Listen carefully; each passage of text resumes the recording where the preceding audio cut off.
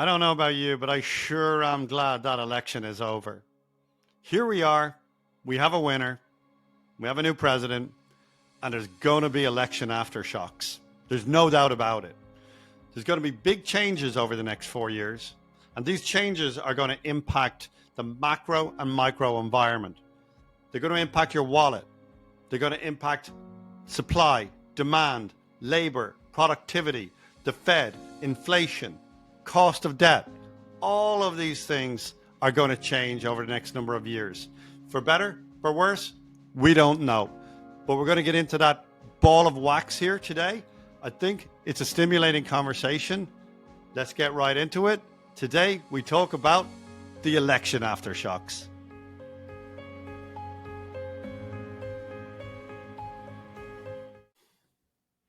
All right, everybody. Welcome to another episode of Burn Your Boats Wealth. I am Clark. I am here with David. David, something big happened over the last about 10 days ago. I don't know if you heard. Did you hear that there was an election in some country? Maybe we No, live in it. Maybe we don't. No. no, I heard nothing. I It's don't know. normal day, right? Yeah, Yeah. yeah. Tell me, it's funny. I was, chatting with on a chat group with some of my Irish friends last weekend, and they're like, "Hey, Dave, any news?" That was just after the election was announced and called. I'm like, "No, nothing going on here. I don't know what you're talking about." But you're It, right. Something big happened last week. it's very humbling as when you go and you travel, and that we share that passion for traveling, and you travel around, and like everyone is aware of the election going on. So like this summer when I was in Spain or Portugal, I was in an Uber. I had 3 or 4 conversations, not about who the president of Portugal was and how their economy was, is how they viewed Trump, what they thought of Biden at the time when he was still running. And they probably, the Uber driver probably knew more, the same if not more than your average American, and that is a bit humbling. Well, you know what it is. It's not just U.S. economic output, but U.S. culture is Yeah, global. yeah, It's pervasive. It's all over the world.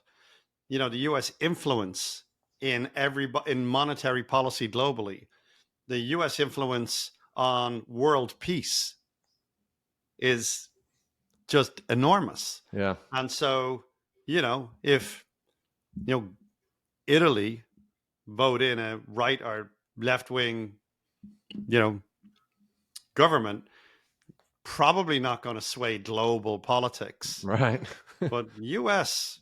influences everything, and they say, when the U.S.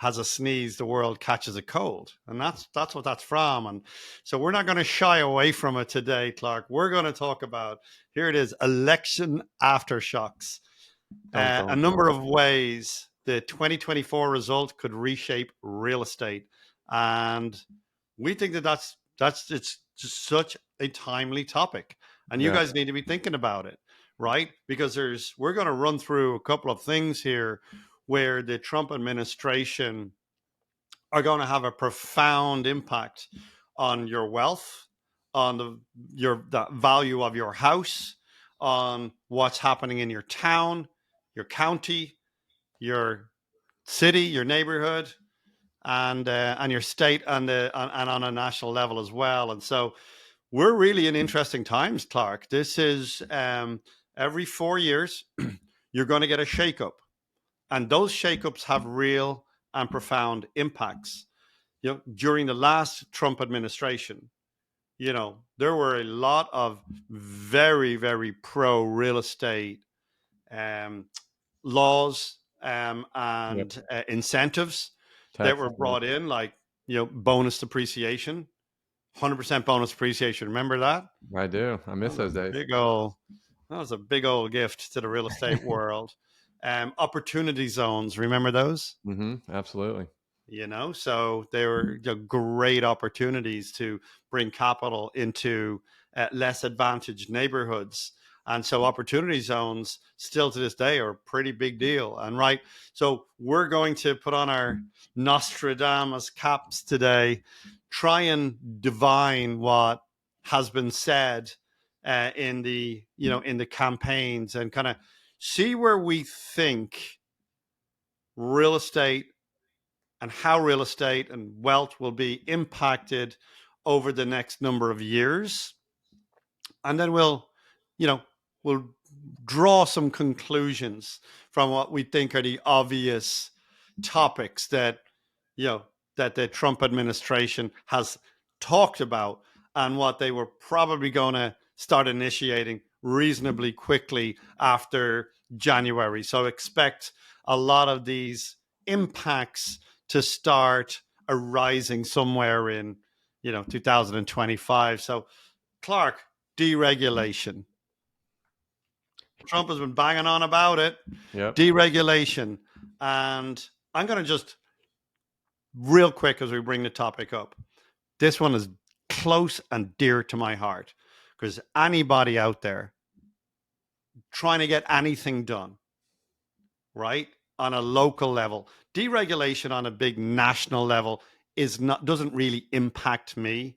I'm not, Elon Musk trying to, build a rocket launching center in South Texas, and I'm dealing with the, federal EPA all day, right?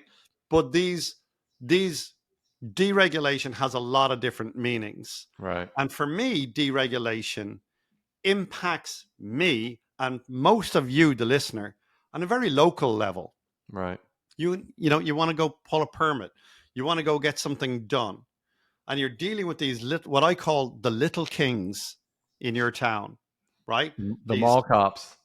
jobs for life. They're sitting down there, hemming and hawing about a permit, a zoning regulation, and I can tell you, that is the single biggest impact on the supply of housing in my town, in your town, and in you, the listener's town, is what's happening on a local level. When you get highly regulated local government, they have no incentive to help you along with a fix and flip.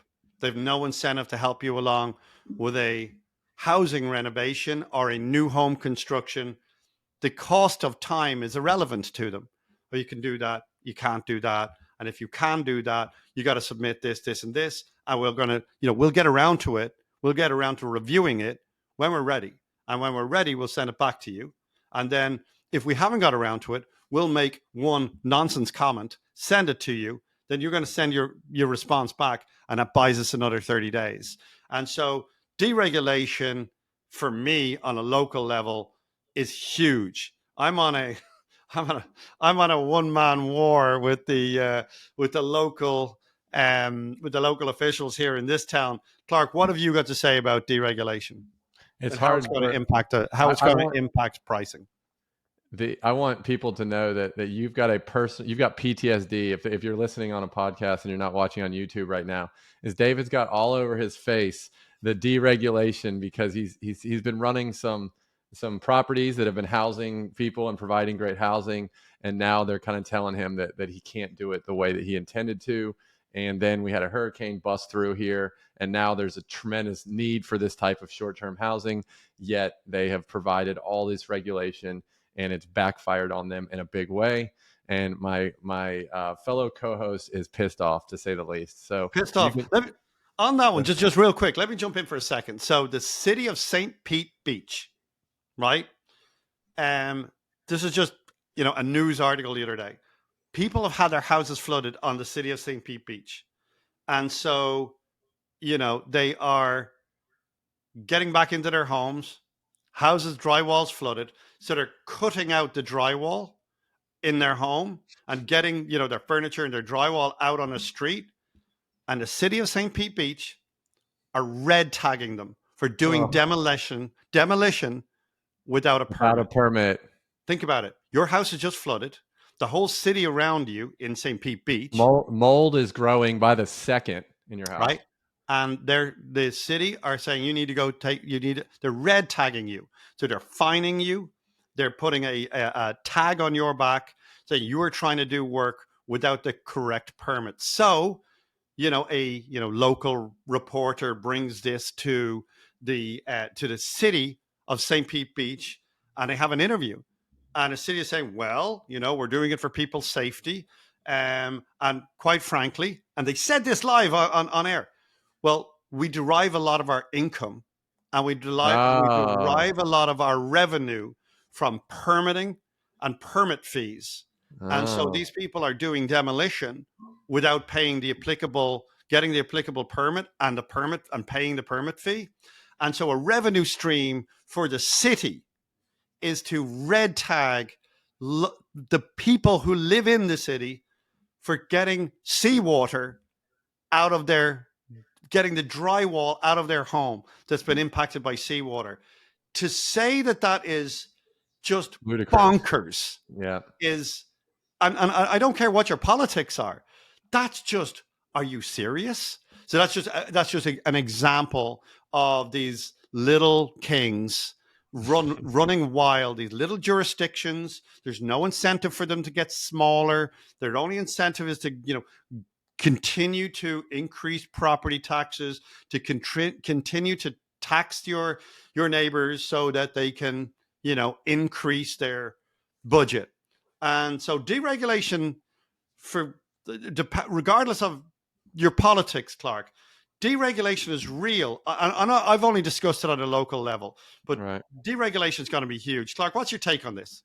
So I think it's interesting because once you're in, it's one thing to talk about it and be like, "Oh, I've heard, right? Oh, I've heard permitting takes a while, or I've heard that there's an Airbnb running illegally down the street from me, or I see it." It's another thing to be, in it, in the thick of it, right? You can speak to that on the STR side. We've both been down to the Barrier Islands, Madeira Beach, St. Pete Beach, where we're seeing this type of thing, and these poor people have had to bail their house out, all their stuff, and now not only are they getting salt in the wound with not being able to stay anywhere. It's one thing to go stay in a hotel, but what if you have a husband, a wife, two kids, and two dogs? You're not going to go to a hotel room to stay. Like, who wants to stay in that, right? You probably want to stay in a single family house, right? Which has basically become non-existent. I don't want to bang on that too much. My personal example that I've seen is, I'm in the process right now. We're building a house. It's going to be about a $900,000 build. It's in a nice part of Tampa, and it's an 18-month start to finish in terms of A to Z, right? From the time that we bought the lot to the time that we deem that it's going to be completed, right? Well, in terms of deregulation, which is something that we've talked about that Trump is going to try and do, is there's going to be 9 months that we've allotted to build the property, and 9 months of plans of submitting them to permitting, going back and forth. Every time that they don't like something on the plans, they make a comment, they send it back, then we review it, make comment, and then we go to the back of the line every time. So every time that they don't like it perfectly and they send it back, then we could potentially go to the bottom of the line and they won't look at it for another 2 weeks. So when you're building $1 million house, right, you have all these holding costs that are involved, right? Now, just think of me, David, as this little guy building one house, right? I'm just this little speck of dot on the national construction, in terms of that. What if you are a huge home builder, right? And because of the regulations, you're having to spend another 30 to 60 days of hold time to take through permitting before you can get the next 500 houses out. Can you imagine the domino effect of that in terms of the cost that it's going to take to build that property? Which, guess who pays that, right? It's not the builder. They're just passing that along. And as I've seen with a lot of these larger builders, they can kind of control the market, right? They can give all these incentives to make sure that the appraisals appraise, because they're able to manipulate the market through buy downs of rates right now. So they are able to ask more for the property. So it just gets passed down to you, the consumer, when you buy it, because of the fact that they have to go through such a treacherous process. So I am all for deregulation, in terms of but how it impacts me personally, right? We're all selfish. We haven't said who we voted for on this episode, and who we don't. It doesn't matter. Who cares? But we want to make sure that we understand what are the restrictions and how we can adapt to them properly. And I think that this is going to go a check in the right direction in terms of personally what we care for, whether you're trying to develop, whether you're trying to buy your first home. I'd rather pay less for my first home than more. Obvious, right? I don't care which side of the fence you're on, politically. If you can spend less on a house, your mortgage payment's going to be less. So that leads into our second one, David, is interest rates, right? So Trump has kind of expressed a desire to reduce the mortgage rates. There's our crystal ball is cracked all the time. It's always in the shop getting fixed. So we're just kind of speculating here as to what's going to happen if it comes true and Trump tends to chisel into the interest rates, right? Is that going to stimulate the demand? And is that going to then potentially drive prices up? Will it bring prices down? I personally, it's very tough for me because if interest rates come down, right now, that person that's got the golden handcuffs where they have a 3.5% interest rates, they don't want to trade out of that 3.5% interest rate and go buy a house that's at 7%, right? It doesn't make sense. They're actually probably going to spend a lot more on their property and not get a lot more value for it. So will that drive up prices? I would tend to believe that the demand is certainly going to unlock potentially more people to sell their property, which will push more supply onto the market, which could help with prices. So I think I'd like the interest rates to potentially tick down a little bit, selfishly, because I do think it'll put more supply into the market. But not everyone feels that way. Some people say, hey, the minute that they drop interest rates, buyers are going to flood the market, prices are going to go up. Where are you standing on this, David? I'm more practical than that. I don't think Trump can influence higher or lower interest rates directly because he cannot appoint the Fed chief. It's not in his presidential powers. I believe that's a congressional power. The bottom line is, the president um, and the Fed is independent of politics by and large, and that's true around the world because traditionally and historically there was a cycle of boom and bust. Because guess what? Politicians want everything to be ducky and rosy as there's an election coming up, and so there'll be an election and they juice the economy, and then boom, there'll be a crash immediately thereafter, and so economies all over the world disconnected um, their central banks from the political and legislative process. And so, let's talk about, and we will talk about, economic optimism and tariffs as we go through this conversation. But if anything, if there's more, if the economy is stimulated any further than it is right now, right, um, we're going to have higher interest rates because inflation will be higher. And, you know, the Fed doesn't control interest rates either. The bond market controls interest rates. So a lot of people kind of don't fully appreciate that. They're like, Yeah. oh, the Fed controls overnight interest rates that banks use, right? But the lenders work off the 10-year treasury and the yield and the relationship between the 10-year treasury and their spread. So let's say the treasury right now, the 10-year treasury is 4.6%. Add about 2.5% to 3% onto that, and you're going to get your 30-year fixed, right? That's how it works. And so if the bond market right now is pretty bearish, and so yields have risen in the last week or two because the the bond market thinks there's going to be increased economic activity, increased economic optimism, and so inflation is going to take off again.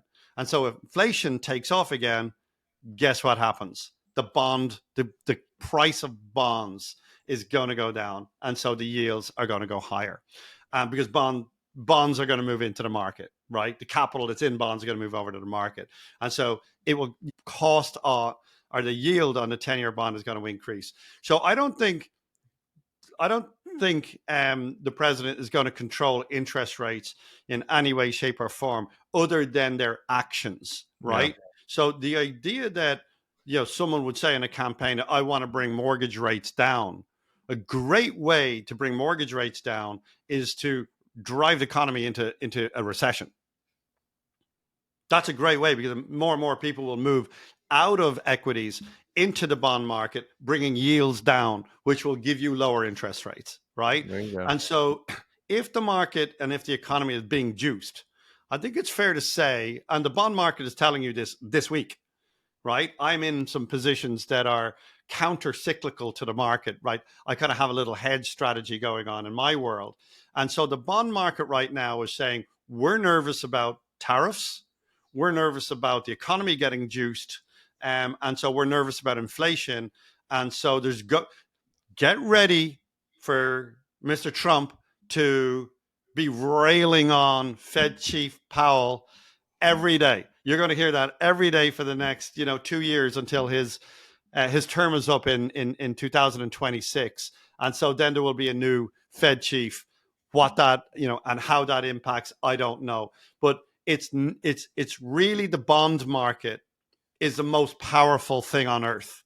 It's not, we all think it might be Xi Jinping or Donald Trump. The bond market is the most powerful force on earth. And so I don't see lower interest rates being a factor, Clark, really anytime soon. I think, if anything, interest rates are going to hover a little bit higher, and they might even trend further in the next. So I don't think we can expect to see significantly lower rates really anytime soon. That would be my take. So yeah, I'm glad that you bring that up, because there's a big thought of perception is reality, right? So let's talk about the optimism. Okay. So if there is more optimism in the market, just in general, right? And it could be fictitious. It's just, oh, my guy that I wanted got put Yeah. into that seat. So now I don't have to flee the country, right? Which I always laugh when everyone's going to leave the country when their candidate doesn't get in, like that impacts their life so much, to like so directly. So let's just say that their person they voted for was a Trump voter, right? Now they feel better about things. Do you think that kind of perceived idea of more confidence in the market, that's going to increase activity, increase trading, even if the interest rates stay similar, even if they don't, maybe they tick up or tick down, but it's not of any huge relevance? Is this, because I've seen it, you saw Bitcoin, right? Trump went in and bought a cheeseburger or something in New York with Bitcoin, and like Bitcoin like shot through the roof, right? Yeah. All he did was buy a freaking burger with Bitcoin, right? And it exploded, right? So that confidence that they had in it went up in Bitcoin. What do you think in terms of just the perception of confidence, and how that could impact things in our climate, whether it's in real estate or just in the economy in general? You just have to understand that, like, nothing's real. The Yeah. bottom line is nothing's real. It's all perception. Fugazi. Yeah. Yeah. Like, money's not real. Yeah. Um, Dollars aren't real. They're just things Just printed pieces. out of thin air. Yep. All fiat currencies. They're simply a measure of confidence, right? And so, if you have increased economic optimism, right, because it's certain markets and certain industries right now are very negative. And I think I heard the word vibe session a lot over the last year, albeit that on any rational level, Joe Biden's economy, if it were maybe a different politician, could have packaged and messaged that fact that the US has never had a stock market this high, never had such low unemployment, never had so many open jobs. So one could argue that the quote unquote bad vibes over the last 2 or 3 years, this vibe session, as the news outlets call it, is because we have had 50% of the population is being told on a daily basis that it's the worst ever and it's terrible. And quite frankly, the other 50% are not really listening either way. And so there is absolutely going to be, on the moment of the inauguration, literally 50% of the population are going to feel optimistic right away. If you like it, you don't like it. This is not a political podcast But whatsoever, right? also, But you go bring ahead. up a great point. Is the reality is, the perception is reality. And so if the perception is that better times are ahead, Right. we're going to have more economic growth, we're going to have more policies that that encourage economic growth, we're going to have lower interest rates. If that manifests or not is irrelevant, but we're going to have it. and then Yeah. we're going to have more manufacturing jobs. We're going to have less regulation. We're going to all of that stimulates optimism, and so never underestimate the power of a narrative. So I think that I think economic optimism is going to shoot through the roof in 2025. I Now, agree. will reality slap that optimism in the face?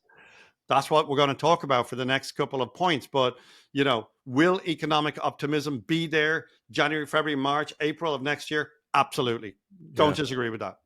Yeah, and I think that a bit to what you were talking about is, I look at the last 2 to 3 years, and it's very personal, right? When they say, well, the economy is good or bad, but who are you talking to? Are you talking to someone that makes $40,000 a year or $400,000 a year? Are you talking to someone that owns 10 houses or one houses or rents or lives in San Francisco or they live in Kansas, right? So it's so regional. There's so many different layers. There's so many nuances, and everyone wants to just talk about it like everyone is impacted the same, and they're not. Like I've been buying real estate.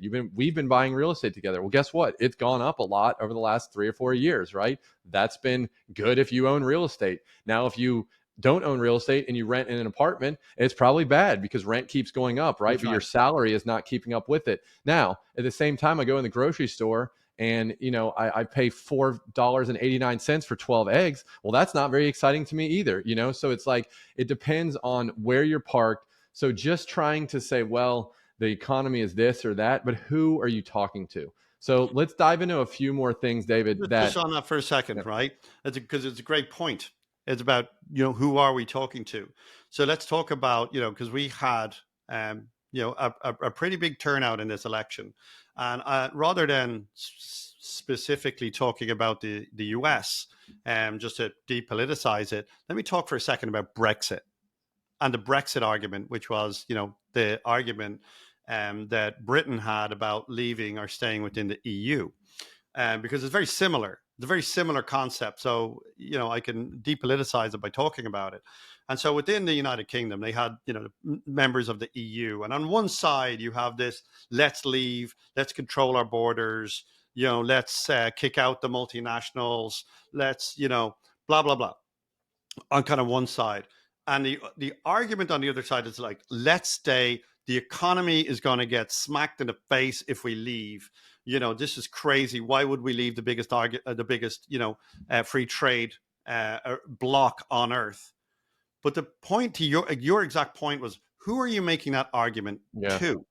So if you make an economic argument to a wealthy person, right? That wealthy person is going to say, yeah, why would we do this? Right? right, Well, it makes no sense. I care about the overall economy, right?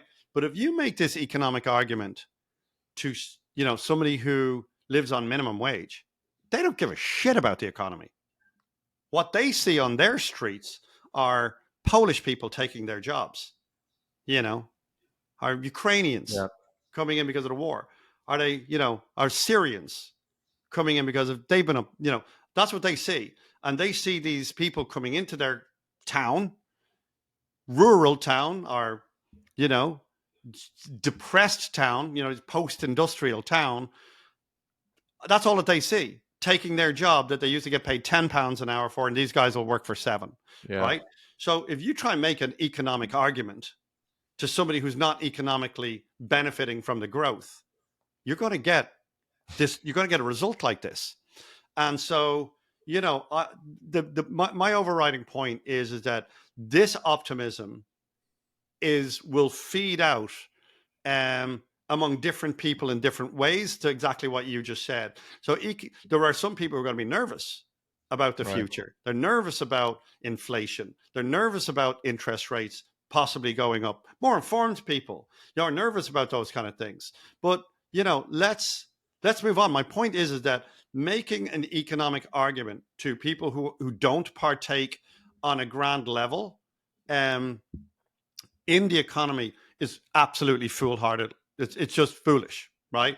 And so we have heard, 2 weeks ago, where people sit in this in this particular moment in time, and people want to feel optimistic. yeah, People want to feel that somebody's got their back, for better, for worse. Again, it's not political. But Clark, we're going to talk about then So we were just talking there about things that could grow the economy, deregulation, economic optimism, lower interest rates. But let's talk about things that could maybe slow the economy, maybe have certainly from a real estate perspective, kind of lower prices. Let's talk about things that we're kind of a little bit more nervous of, right? So let's talk about those. Clark, take it away. What have you got? What have we got? Number one. So this was never talked about in any of the debates or anything, and I don't know if you've heard, but there's a kind of an immigration situation we got going on in this country. Yeah, They never talk about it. The media never talks about it. I kid because obviously it's a huge deal, and we've got our borders. Everyone, it's a very polarizing topic. yep, Everyone's got their opinion on it. We're going to focus more on just the real estate side of kind of how it impacts things. And if Trump when Trump comes into office, if he decides to get more regulating on the immigration, it and even to the point of deporting people and making people scared, immigrants that aren't legal immigrants. As we all know, in the larger construction industry, there's a lot of illegal immigrants that are the people that are hammering the nails, that are putting up the walls, that are hanging the drywall, for a lot of these large builders and smaller builders. So there's the idea that if you start to lose that, or they lose confidence in their ability to be out working, right, then you may lose a decent chunk of the working section that provides the labor to build these houses, which means you're going to have to pay more money to American born citizens. And as we all kind of know, there's a lot of lazy people out there. So that means you got to incentivize them. How do you incentivize someone? You pay them more money. So it could impact the speed and the cost of the housing, which it could potentially go up. Now that's the view. That's one view, right? But then you have the other view. If you live in South Texas or Arizona or somewhere on the border, we could probably spend the next 3 hours on this podcast talking about their viewpoint in terms of the migrations coming into those towns to see how it's impacting that. So for me, I see it through one lens because we see the immigration coming in, and a lot of these people are out there doing the jobs that most Americans don't want to do in terms of the construction jobs, roofing, hanging drywall, framers, concrete, all that kind of stuff. But I don't see it. I don't live on the border of Texas and Mexico. So it's hard for me I can kind of forecast what it would be like, but I'm not there day in and day out. So it's hard for me to really comment on that. David, where are you parked on that? I'm an immigrant. I'm Well, only joking. there you go. You got a Actually, different viewpoint than me. I'm an immigrant, and I could talk on this topic for hours, at length. I know Yeah. immigration policy. Yep. I know a lot of people in this country who are here legally, illegally. I know the actual immigration system. I've gone through it twice, and so I could talk probably on a level that most people don't understand it Right. on. But I'm just here to talk about what the impact is of potentially stricter immigration policies on the housing market in particular, and on prices. So, you and I were out buying a house recently, and just behind your shoulder, I tapped you and I said, "Hey, listen, look behind you." And there was a field behind us, and it was like 80 people with their heads down, big, hats on, and they were planting or picking some kind of fruit. And I just pointed out, I said, "That's where the immigrant journey starts for so many people." Yeah. Right? Because you got two types of immigrants, really. You got the educated immigrants that get to walk in the door. There are three types, really. You got the educated immigrants that come here, they're well resourced, they come here and they can, quote unquote, get in line, and they can come in that way because they're educated and they have good resources to do it, right? And they can find a line to be in. The second route for a lot of people is through family, right? So that's the other route. And then there is no route if you're piss poor in, Right. El Salvador, and there is no queue for you, right? You don't they're in an emergency, they're coming Yeah. this way either way, right? And so that I can understand. If I lived on the border, I can understand just having essentially refugees, you land like on the streets in their neighborhood, like just you go downtown and there's chaos. Yeah. That absolutely needs to be addressed. There's no doubt about it. Yeah. But that's not what we're here to talk about. We're just talking about if you shut the border today, no more people coming across, right? You're going to start to shut off after a while. It won't be immediate, but you're going to start shutting off access to labor for the agricultural industry, for particularly, right? For the housing industry, for the landscaping industry, the home services industry.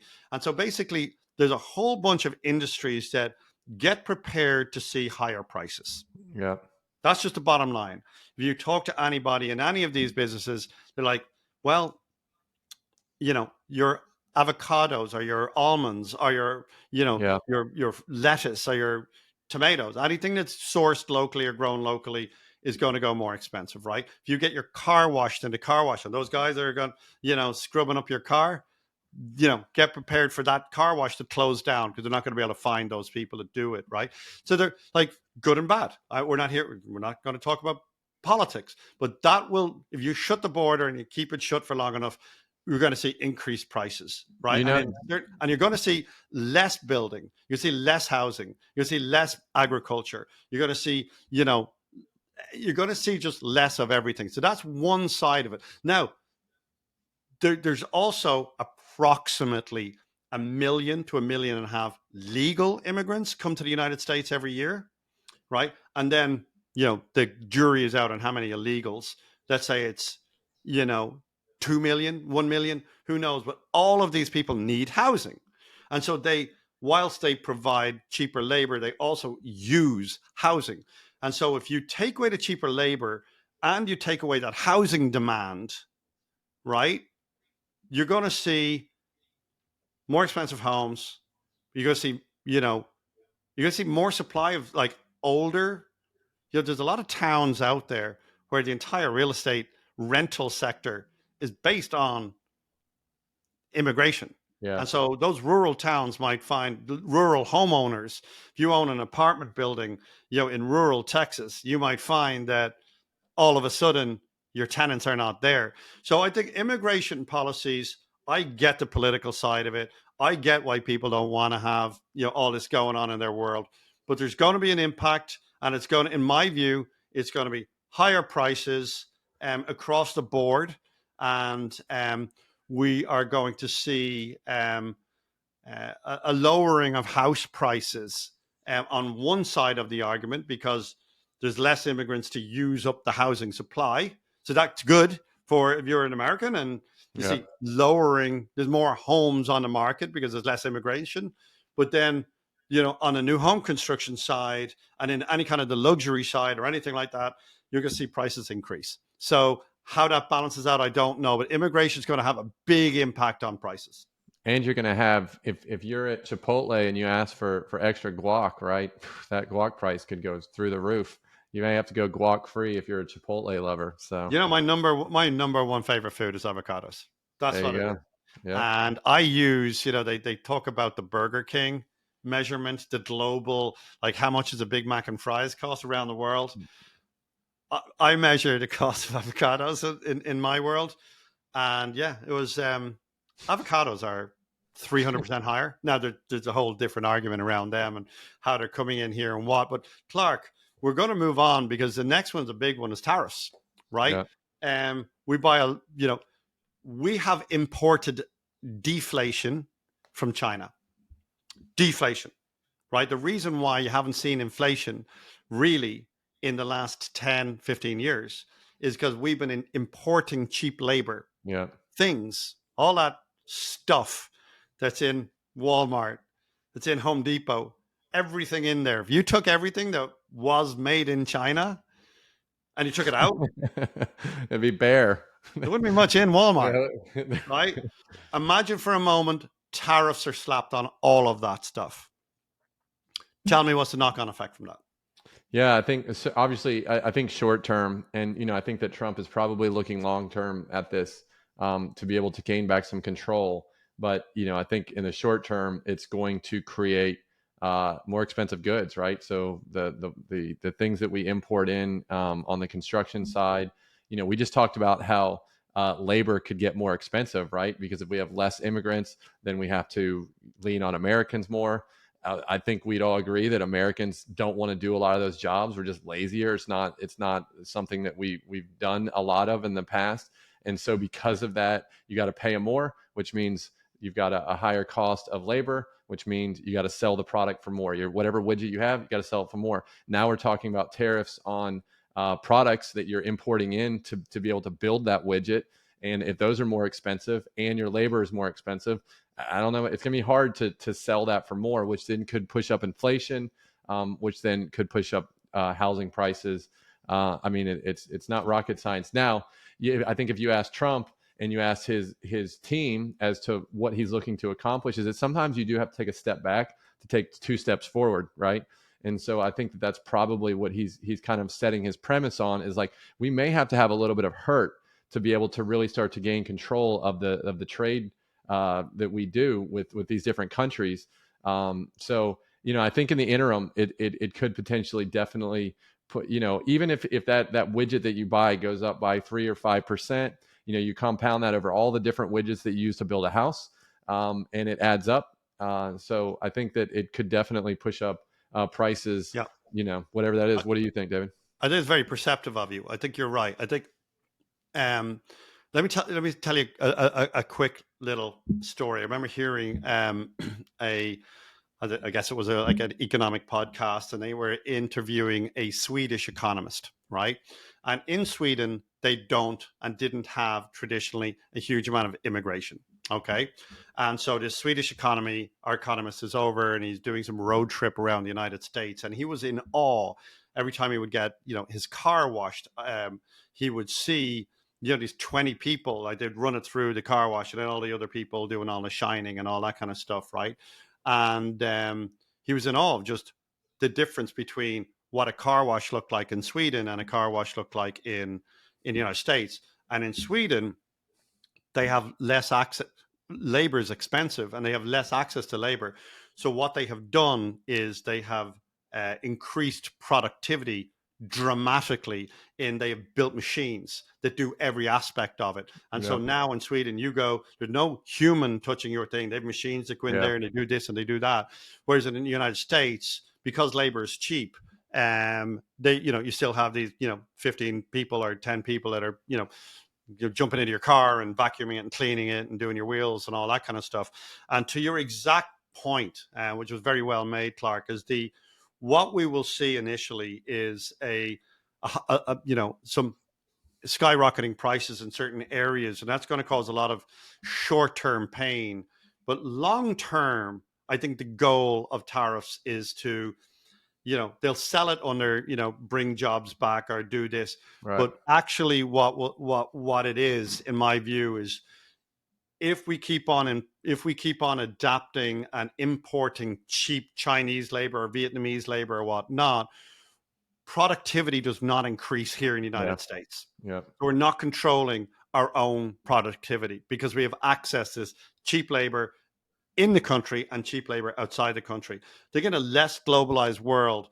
The United States itself will just have to become more productive. yeah, And that will drive the tech industry, the robotics industry, the capital markets, that increased productivity, because the United States is just the innovation capital of the world. So I think the thinking behind this tariffs, like you say, step back and look at the big picture thinking. It is to kind of cut off cheap labor and increase productivity. And in that increased productivity, the United States will come out stronger, more independent, more productive, and more technologically inclined, and with more, with more inventions, with more. And so right, I think that's. Like, I'm not endorsing it or not endorsing it. I'm simply saying that I think productivity is going. So there's certain sectors that if you do see tariffs coming into certain sectors, it's just going to explode. But in the near term, I totally agree with you. I think there's going to be a lot of pain. Certainly, if you are trying to buy, an electric car, you're right, not going to be able to buy that BYD, or BYD Chinese-made car that you can buy in Europe for 16,000 right. euros. Yeah, You're going to have to be buying that Ford or Chrysler and whatnot. We have to move on. Yep. We're blowing over our time. I think overall, Clark, mortgage rate uncertainty. I think that's going to be a really big narrative because we talked about these things that are going to stimulate growth. We talk about these higher prices. So there's a lot of experts predicting just basically mortgage rates probably and most likely going to rise due to these economic policies, and that will cool the housing market Yep. overall. So there might be less supply because of labor. There may be more supply because of deregulation, but even increasing that supply, will the supply come on board if interest rates are high? And so it's a hard nut to get your head around. What do you think about this market volatility, Clark? So, I think that we've been in, the market is been a bit volatile. We don't know. I think there's a lot of people sitting on the sidelines right now, and then I saw that a statistic that said 23% of people were waiting until the election results to make a call, right? On now I'm going to go buy that house, and my kind of wrap up, David, is ultimately everything that we've talked about here today. Everyone views it from the standpoint of how does it impact you, your family. I think that's first, right? And then you're like, okay, how does it impact the greater good? Most people are going to put them and their close people around them first, and then but they still want the greater good. So it kind of depends on who you ask. But I know that inside of me, right, as someone that is a go-getter, I want to keep getting better every day. The slogan 1% better every day. So how do I do that? And I think I want everyone listening to know that although we've run down the different things that are going to impact it, at the end of the day, this may be a 5 or 10% impact at most on your life, your quality of life, your health, your network, your friends, your family, your career.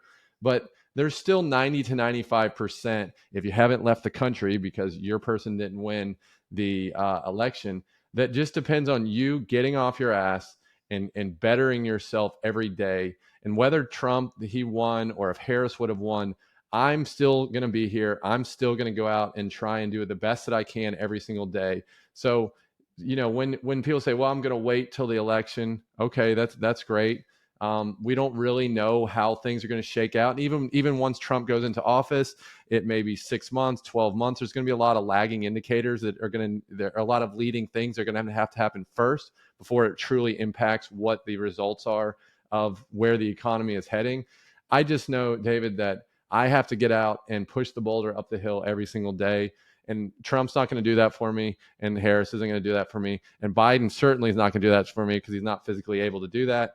So, I want to just leave, on this point is that, guys, you control your own destiny regardless of who's in office. Okay. And that's one of the main things why I really like listening to a lot of real estate people is that instead of bitching and moaning about this person won or that, they're like, well, it is what it is, right? Now Trump's going to be in office. Trump's going to have A, B, C, D, E, and F. So then how can we pivot? How can we, maneuver to be able to make sure that these benefit us in a certain way, whether you're on the left or the right? So, my conclusion is, David, is that you still have to get up, put your pants on one leg at a time, and go make things happen. And whether Trump, the fact that Trump won or you wanted Harris and she didn't win, guys, it's up to you. Trump's not gonna go out and make all that money for you. So, David, Yeah, what do you? here, here. I love that, and I celebrate that thinking. I'm not from here, you know.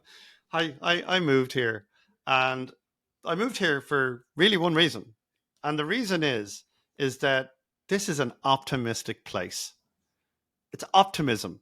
That's what drives your economy, Clark. You Yep. wake up every day firmly believing that you can move, you know, your narrative, your elephant one little foot up the Yep. hill every single day, right? And so politicians are not here. They're not going to change your life, right? They're not like, you're not going to do any better or worse next month or next week. You know, none of this is about them. Yep. This is about you.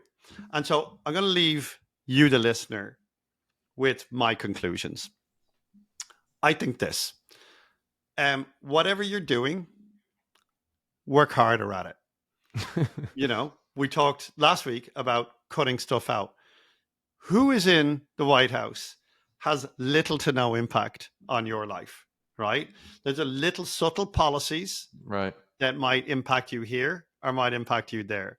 But if you're walking around with a sense of dread, or you're walking around with a sense of optimism, probably pretty irrelevant.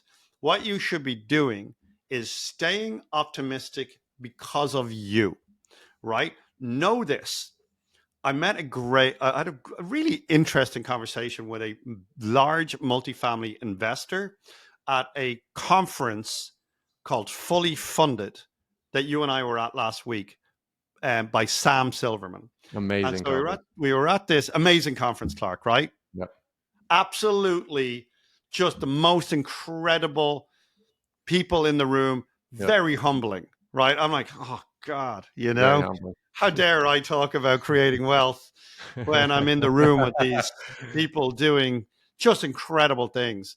And I can tell you, nobody talked about the election. And this was what, 3 days or 5 days? That's a great Not, point. not one person in that room were talking about the election. Every single person in that room were talking about what they're doing, what they're changing, what they're working on, how AI is going to impact their business, how they can implement AI, how they can be more efficient, how they can, Yep. how they can get more access to capital, how they can grow their businesses. That was the conversation. And I had a conversation with one guy. He's a large multifamily investor. And I asked him, like, how are you doing? How do you feel? Are you optimistic or pessimistic about the multifamily future? Because the last year and a half, you've had pretty rough time with higher interest rates and stuff like that. And he looked at me, he goes, oh, you have to be optimistic in this business because you're not in this business if you're pessimistic. And it really hit me hard. I'm going to say that again. In real estate and real estate investing and growth, a growth mindset, if you're trying to grow your business, grow your life, grow your wealth, you must be optimistic. Yep. It's the only way you can go forward. Because if you're pessimistic, if you're standing on the sidelines, you're going nowhere. And there will always be a narrative. COVID, this, the president, the election, there will always be a negative narrative out there in your life. So remain optimistic. And if you are a kind of pessimistic person and you're a glass half empty kind of person, just dollar cost average into whatever you're doing, into your stocks, into your investments, into your real estate, but don't do nothing. Never do nothing, because nothing generates nothing. And I buy houses from people who stood and did nothing their whole lives, and they end up with a little peanut, a little grape that they're protecting like a mother bear because it's all they've got left. And they are the people who played it safe and did nothing. That's the takeaway. That was great. I'm not stepping on that. We're out on that one. That was great. I love that. All right, everyone. Thank you so much for listening. We wanted to just throw a few things that have come. It's very timely. Trump was just elected. So what are the things that are gonna that you can take away, that you can pivot from? Hopefully you take our advice at the end, which I think is that you control your own destiny, and no president is going to truly change your life in any way. Only you can do that. Thanks so much, everyone, for listening, and we'll see you next time. Well, that is a wrap for today, folks. We hope that this episode shed some light on the complexities of the real estate market and kind of really gave you some actionable insights. Because remember, you navigate the world of property investment, it requires more than just luck. You're going to need strategy, you're going to need knowledge, and of course, you're going to need a little dash of courage. And if you enjoyed today's episode, be sure to hit that subscribe button. Leave us a review on any of the podcast platforms that you listen to and YouTube as well.